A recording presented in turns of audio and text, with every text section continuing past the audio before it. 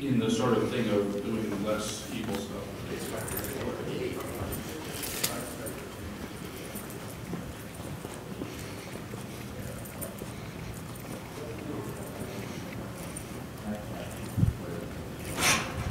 So this is Dan York, and I'm coming at you for the last time from the Hilton Hotel in downtown Minneapolis, St. Paul. It's Friday on the last, the 21st of November. This has been the final day of the IETF 73 meeting here in, in Minneapolis. The meeting you just saw was actually one that I left that was called the Behave Working Group, where they're actually talking about the whole concept of whether we do network address translation NAT, whether we do that in IPv6, which, if you've been familiar with the Internet Engineering Task Force and what IETF has been all about, you'll realize it's pretty, well, heretical in many ways, because NAT was supposed to go away with IPv6. IPv6 brings a much larger address space, and so in theory, NAT was supposed to go away.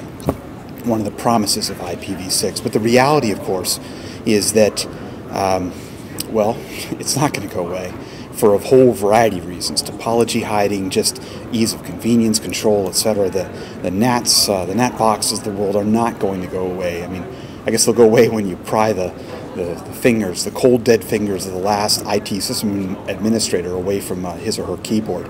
But that's about it.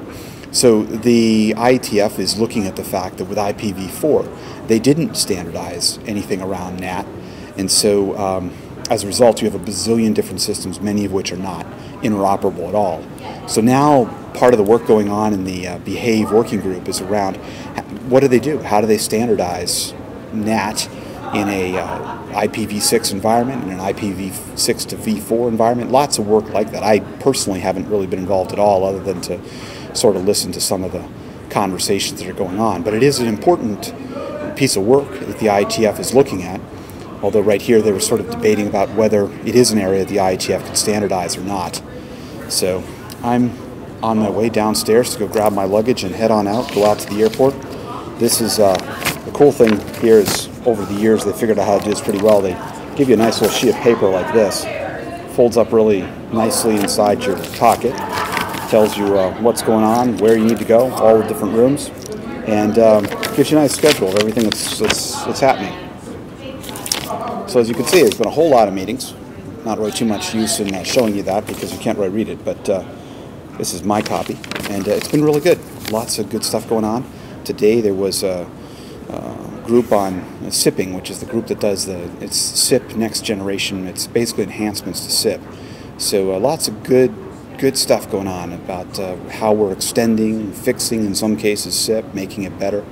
And then I also went to the enum group, because with Voxeo we actually do care about enum. We use it for a lot of our internal routing on our internal networks for phone numbers and all of the resolution of stuff inside there. And that's actually what's interesting, is the original view of enum was as a public directory where people could be able to have SIP numbers, so that you could be able to go and dial a phone number, and it would resolve to a SIP address and be able to connect. You could connect to that. But the public vision of enum has more or less died, largely because it's too open to abuse in many ways, and just doesn't, for a variety of reasons, doesn't work. But where enum gets a lot of use is in private infrastructure and for internal networks, where people use it very much as we do for resolving phone numbers to SIP addresses and things like that. And that's where it's used in a lot of different companies and SIP service providers and many others throughout. So that was one of the other interesting groups. That group is actually winding down within the IETF, but still working on a few remaining issues that are out there. And that pretty much wraps it up. So this is Dan York coming at you from the IETF 73 meeting in Minneapolis, Minnesota. The next meeting will be early 2009 in San Francisco. If you have any questions about this, the IETF, what it does, feel free to drop me a note, dyork@voxeo.com, and you can view this or other videos at blogs.voxeo.com/ETT. Now I'm going to go catch a plane and head back to New Hampshire. Bye for now.